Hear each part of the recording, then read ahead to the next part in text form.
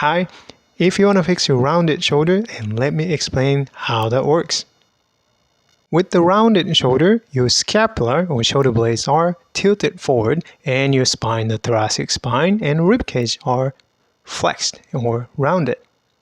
So if you want to fix your rounded shoulder, you can't just pull your shoulders back. Well, that's not going to really change that. So if you want to really change your posture, then you need to extend your thoracic spine.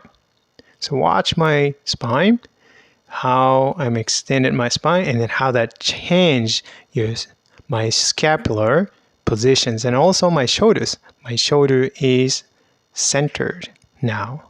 Can you see that? So the exercise you're going to work on is to extend your thoracic spine.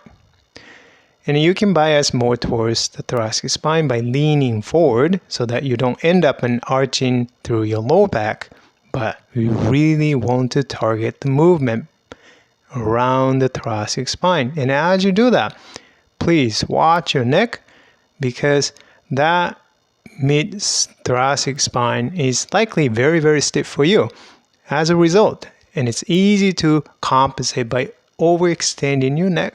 Don't do that. You may hurt your neck. So protect your neck and keep the back of the neck nice and long. And really try to extend thoracic spine. You can do that 5 to 10 times slowly. And then once you can extend through that part, and then come back to sitting. And then check your posture, shoulder, and see how that changes your rounded shoulder posture. Do this exercise about 3 times a day to retrain your body and posture.